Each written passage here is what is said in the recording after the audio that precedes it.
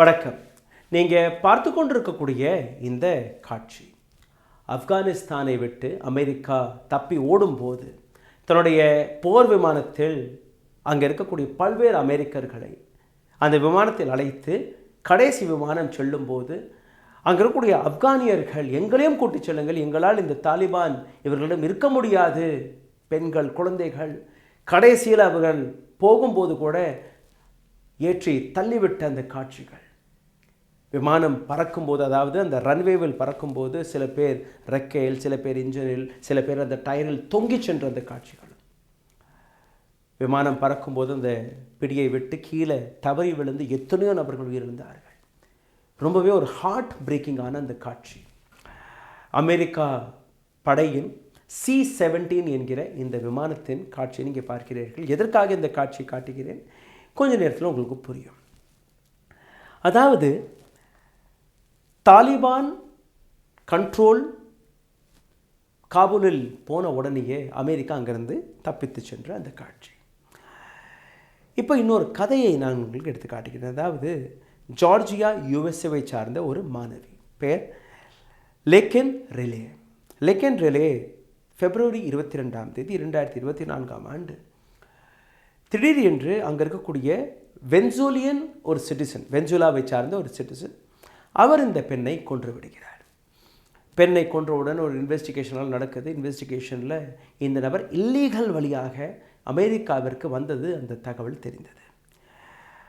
அங்கே இருக்கக்கூடிய media, news channels எல்லாம் மிகப்பெரிய அளவில் இந்த செய்தியை எடுத்து காட்டினார்கள். அதாவது இல்லீகலாக எங்களுடைய நாட்டிற்கு வருகிறீர்கள், எங்களுடைய பெண்களை இப்படி சுட்டுக்கொள்வது, இல்லை கொலை செய்வது, கிரிமினல் ஆக்டிவிட்டீஸில் இறங்குவது, இதை எங்களால் ஏற்றுக்கொள்ள முடியாது. அப்போது ஒரு சில மாதங்களிலேயே அமெரிக்கா தேர்தல் அதற்கான பிரச்சாரம் தொடங்கிய போது டொனால்ட் ட்ரம்ப் எடுத்த சபதம், என்னை 2வது முறை பிரசிடெண்ட்டாக ஆக்கினீர்கள்னா இந்த மண்ணில் இருக்கக்கூடிய இல்லீகல் இமிக்ரெண்ட்ஸ்களை, வந்தேரிகளை நான் வெளியேற்றக்கூடிய ஒரு சட்டத்தை போடுவேன் என்று.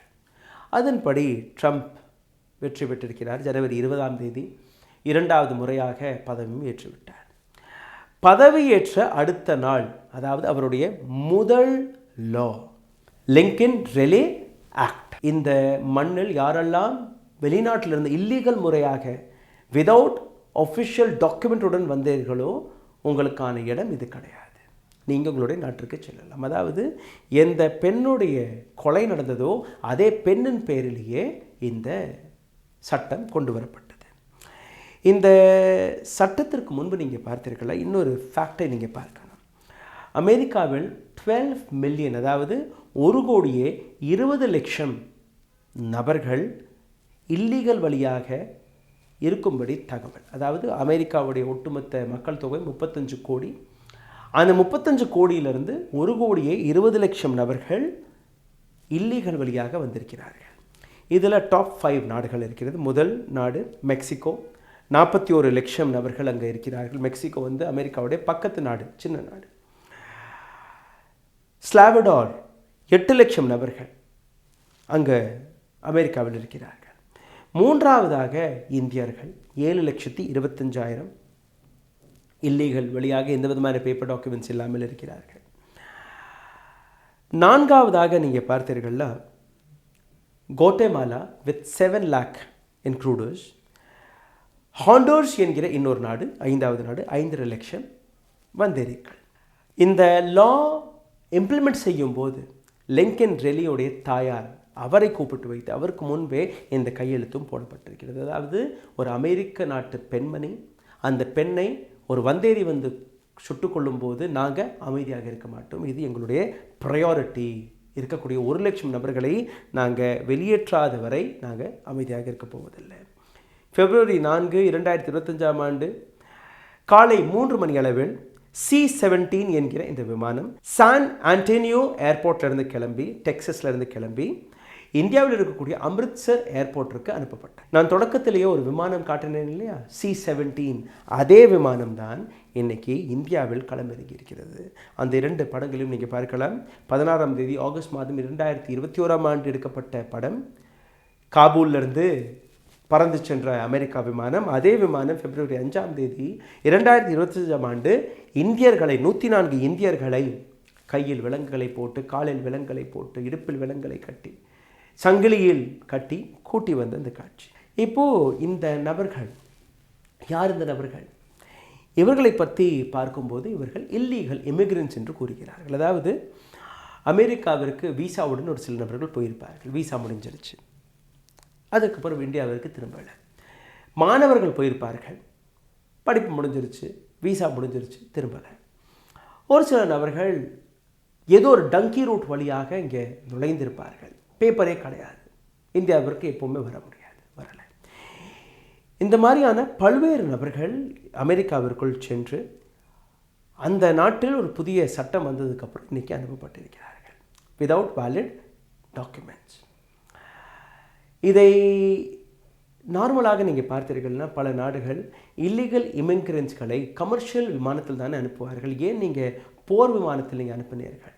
ஒரு மிகப்பெரிய கேள்வி பல நாடுகள் கேட்டு வருகிறது. இந்தியாவில் இருக்கக்கூடிய எதிர்க்கட்சிகளும் கேட்டு வருகிறார்கள். ஆனால் இந்தியாவில் இருக்கக்கூடிய எதிர்க்கட்சிகள் கேள்விகளை மட்டும் கேட்கிறார்கள், போராட்டங்களில் இறங்கியிருக்கிறார்கள். ஆனால் அரசாங்கம் அதற்கான பதிலை கொடுக்கவில்லை. அதாவது 40 மணி நேரம் வரை அங்கே இருக்கக்கூடிய பெண்கள் குழந்தைகளை மட்டும் தவிர்த்துவிட்டு ஆண்கள் கையில் இந்த விலங்குகளை போட்டு, டாய்லெட்டுக்கு கூட நீங்கள் பார்த்தீர்கள்னா அந்த விமானத்தில் வெறும் ஒரே ஒரு டாய்லெட் மட்டும்தான் இருந்திருக்கிறது. வந்த நபர்கள் கூறக்கூடிய அந்த வார்த்தைகளை கேட்டீர்கள், உங்களுக்கு புரிய வரும். சாப்பிட்றதற்கு பிரெட்டு இல்லை பிஸ்கெட் மட்டும்தான் கொடுத்திருக்கிறார்கள். அதாவது கேவலமாக நடத்தியிருக்கிறார்கள். 40 மணி நேரம் ஒரு நைட் மேராக இருந்திருக்கிறது இவர்களுக்கு. C-17 விமானம், இதில் பஞ்சாப், குஜராத், உத்தரப்பிரதேஷ் இது போன்ற பல்வேறு மாநிலங்களை சார்ந்த நபர்கள். 33 நபர்கள் பஞ்சாப், 33 குஜராத், 3 நபர்கள் மகாராஷ்டிரா, 2 பேர் உத்தரப்பிரதேஷ், 2 பேர் சத்தீஸ்கரை சார்ந்த நபர். இப்போது இதை எப்படி நீங்கள் பார்க்கிறீர்கள்? அமெரிக்கா சாயிலில் ஒரு தவறு நடந்திருக்கிறது, அவர்களுடைய வீட்டில் நீங்கள் புகழ்ந்திருக்கிறீர்கள். அப்போ இந்தியாவிற்குள் கொண்டு வரப்பட்ட இந்த நபர்கள் மீதும் வழக்கு பாயமா? அதெல்லாம் பாயாது. அவர்களை தன்னுடைய வீட்டுக்கு அனுப்பிட்டார்கள். ஏன்னா இவர்கள் இங்கே குற்றம் செய்யவில்லை, இவர்கள் வெளிநாட்டுக்கு தப்பித்து சென்றிருக்கிறார்கள். வெளிநாட்டுக்கு சென்று அந்த மண்ணில் இவர்கள் இல்லீகலாக இருந்திருக்கிறார்கள். அந்த நாடு இவர்களை டிபோர்ட் செய்து விட்டது. இங்கே விசாலாம் எடுக்கலை, அதற்கெல்லாம் எந்த விதமான வழக்கும் போடப்படாது. ஆனால் இந்த இடத்துல நீங்கள் பார்த்தீர்கள்னா ட்ராவல் ஏஜென்ட்ஸ்கள் யார் இவர்களிடம் 30 லட்சம், 20 லட்சம், 15 லட்சம் அதை வாங்கி இவர்களை டங்கி ரூட் வழியாக அமெரிக்காவிற்கு அனுப்பினார்களோ அவர்கள் மீது வழக்கு பாய வேண்டும். அமெரிக்கா நாடு 104 நபர்கள் ஒரு நபர் மீது 4-5 லட்சம் ரூபாய் செலவு செய்து இவர்களை அனுப்பியிருக்கிறார்கள். அதாவது ஒரு சாதாரணமான சிவிலியன் ஃப்ளைட்டில் நீங்கள் அனுப்பினீர்கள்னா அமெரிக்காவிலிருந்து வருவதற்கு ஒரு 50,000-80,000 ரூபாய் செலவாகும். அதிகபட்சம் நீங்கள் பார்த்தீர்கள்னா ஒரு $1,000, அதாவது கிட்டத்தட்ட ஒரு 1 லட்சம் ரூபாய்க்கான செலவாகும். ஆனால் இங்கே 4-5 மடங்கு அதிகமாக பணம் கொடுத்து இவர்களை அனுப்பக்கூடிய வேலையை பார்த்திருக்கிறார்கள். அப்போது அங்கே இருக்கக்கூடிய நபர்களுடைய எண்ணிக்கை 18,000. ஃபர்ஸ்ட் லிஸ்ட் வந்து 18,000. அந்த ஃபர்ஸ்ட் லிஸ்ட்டிலிருந்து 104 நபர்கள் first set of people who had come to India. இப்போ ஒட்டுமொத்த 18,000 நபர்களை அனுப்புவதற்கு ஆகக்கூடிய செலவு எவ்வளோ? 900 crores, 900 கோடி ரூபாய் செலவாகும் வெறும் இந்தியாவில் இருக்கக்கூடிய நபர்களை அனுப்புவதற்கு மட்டுமே. இந்த பணத்தை யார் கொடுப்பார்? இந்தியர்கள் கொடுக்க மாட்டார்கள், இந்திய அரசாங்கம் கொடுக்காது. நாங்கள் வர சொல்லலையே, எங்கள் நாட்டை உதறி தள்ளிவிட்டு தானே இவர்கள் உங்கள் நாட்டிற்குள் புகுந்தார்கள். நீங்கள் எப்படி வேணாலும் ட்ரீட் செய்து கொள்ளுங்கள். Indian external affair minister Jaishankar அவர்களிடம் இந்த விஷயம் போயிருக்கிறது. நீங்கள் உங்களுடைய பட்டியலை கொடுங்க, அந்த பட்டியலை சரிபார்த்து அப்படி அவர்கள் உண்மையிலேயே இல்லீகல் வழியாக சென்றிருந்தால் அவர்களை நாங்கள் ஏற்றுக்கொள்வோம், வில் ஆக்செப்ட். அப்போது இந்தியா ஒரு ஆக்செப்டன்ஸை கொடுத்திருக்கிறது, நாங்கள் ஏற்றுக்கொள்ளுவோம் என்று. அப்படி இந்தியா அந்த ஆக்செப்டன்ஸை கொடுக்கவில்லை என்றால், நாங்கள் ஏற்றுக்கொள்ள மாட்டோம் என்று கூறினால், அவர்களுடைய விமானமோ இல்லை அவர்கள் அனுப்பக்கூடிய இந்த முறையோ செல்லுபடியாகாது. அப்போ அவர்கள் எங்கே செல்வார்கள்? அந்த இடத்தில் ட்ரம்ப் அரசாங்கம் எடுத்த முடிவு, குவாண்டானமோ என்கிற ஒரு சிறை, ஒரு உலகத்தில் இருக்கக்கூடிய மிகவும் கொடூரமான சிறை. பல ஹாலிவுட் படத்தில் பார்ப்பீர்கள், அந்த ஆரஞ்சு கலரில் சூட்டெல்லாம் போட்டுட்ருக்கோம். ரொம்பவே சின்னமான அந்த சிறை வந்து ரொம்பவே கொடூரமான சிறையாக பார்க்கப்படக்கூடிய அந்த இடம், அங்கே தான் அனுப்புவார்கள். அப்போது மோடி அரசாங்கம் செய்த விஷயம், நீங்கள் அனுப்புங்க, நாங்கள் அவர்களை இது மாதிரி சிறை கைதியாக வைக்க விருப்பப்படவில்லை, எங்களுடைய சிட்டிசன்ஸ் நாங்கள் ஏற்றுக்கொள்கிறோம். இப்போது இந்த விஷயத்தில் 2 விதமான ஒப்ஜெக்ஷன் வருகிறது. ஒன்று, இவர்களை ஏன் கைதி போன்று நீங்கள் அனுப்பினீர்கள்? ட்ரம்ப் அரசாங்கத்துடைய புதிய சட்டப்படி இல்லீகலாக இருக்கக்கூடிய நபர்கள் கிரிமினல்ஸ், அவர்கள் குற்றவாளிகள். அப்புறம் குற்றவாளிகளை எப்படி நடத்தணுமோ அந்த முறைப்படித்தான் அவர்கள் இந்தியாவிற்குள் வந்திருக்கிறார்கள். இதைத்தான் அரசாங்கமும் எடுத்து காட்டுகிறது. மொத்தம் 7.25 லட்சம் இந்தியர்கள், அதாவது 7,25,000 இந்தியர்கள் அங்கே இருக்கிறார்கள்.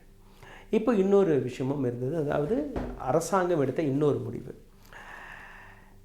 தாய் தகப்பன் 2 பேருமே அமெரிக்கன் சிட்டிசனாக இல்லாத பட்சத்தில் அங்கே ஒரு குழந்தை பிறந்தால் பை பர்த் அந்த குழந்தை அமெரிக்கன் சிட்டிசனாக தான் இருக்கும் என்கிற ஒரு சட்டம் இருந்தது. இப்போ அந்த சட்டத்தை மாற்றிவிட்டார்கள். அதாவது தாய் அமெரிக்கனாக இருந்து தகப்பனார் வேறொரு நாட்டை சார்ந்த நபராக இருந்தால் அந்த குழந்தை அமெரிக்கன் சிட்டிசன். இல்லை, தகப்பனார் அமெரிக்கன் சிட்டிசன், தாய் வேறொரு நாட்டை சார்ந்த பெண்ணாக இருந்தாலும் அந்த குழந்தை அமெரிக்கன் சிட்டிசன். ஆனால் தாய் தகப்பன் 2 பேருமே அமெரிக்கன் சிட்டிசனாக இல்லாத பட்சத்தில் அங்கே ஒரு குழந்தை பிறந்தால் அந்த குழந்தைக்கு அமெரிக்கன் பர்த் ரைட் கிடைக்காது. இது இன்னொரு சட்டத்தை அவர்கள் போட்டிருக்கிறார்கள். எதற்காக அமெரிக்கா போன்ற நாட்டிற்கு இந்தியாவிலிருந்து பல நாடுகளில் இருக்கக்கூடிய நபர்கள் போகிறார்கள்? உயிரை பணைய வைத்து எதற்காக போகிறார்கள்? அதற்கான காரணம் அங்கே இருக்கக்கூடிய நல்ல வாழ்க்கை, அங்கே இருக்கக்கூடிய டாலருடைய விலை. அங்கே சென்று விட்டோம்னா அங்கே இருக்கக்கூடிய வாழ்க்கையே வேறு. Medical, education, life style, infrastructure அனைத்துமே மாறிவிடும். ஆப்பர்ச்சுனிட்டி, ஜாப் ஆப்பர்ச்சுனிட்டி இது மிகப்பெரிய அளவில் கிடைக்கும் என்கிற இந்த விஷயம். எதற்காக ட்ரம்ப் அரசாங்கம் இதை கையில் எடுத்தது? இந்த 1.25 கோடி வந்தேரிகள் அமெரிக்கர்களுக்கு கிடைக்கக்கூடிய அந்த வேலை வாய்ப்பை பறிக்கிறார்கள், இங்கே வந்து கிரைம் செய்கிறார்கள். அதனால் இவர்களை நாங்கள் ஏற்றுக்கொள்ள மாட்டோம். என்ன சரி என்ன தவறு, இதை நீங்கள் பார்த்தீர்கள்னா ஒரு நபரை, அதுவும் உங்கள் நாட்டிற்கு குற்றம் செய்வதற்காக வரவில்லை, தன்னுடைய வாழ்க்கையை உயர்த்துவதற்காக வந்த அந்த நபர்களை இது போன்று சிறை கைதி போன்று நடத்துவது, கையில் காலில் விலங்குகளை போட்டு அனுப்புவது சரி கிடையாது. ஒரு பக்கத்தில் இருக்கக்கூடிய நபர்கள் அது சரி என்றும் எடுத்து காட்டுகிறார்கள். முடிவு உங்கள் கையில். ஊடகம் கார்ப்பரேட் அரசியல்வாதிகளின் கைப்பாவையாக அடிமைகளாக இருந்தது போதும், இனி சாட்டை எடுத்து சுழற்றும் நேரம் வந்துவிட்டது. ஊடகம் பொதுமக்களாகிய உங்களுக்காக, உங்களாலேயே இயக்கப்பட வேண்டும். ஊடக சுதந்திரத்திற்காக உங்களின் பங்களிப்பை இன்றே அளித்திடுங்கள்.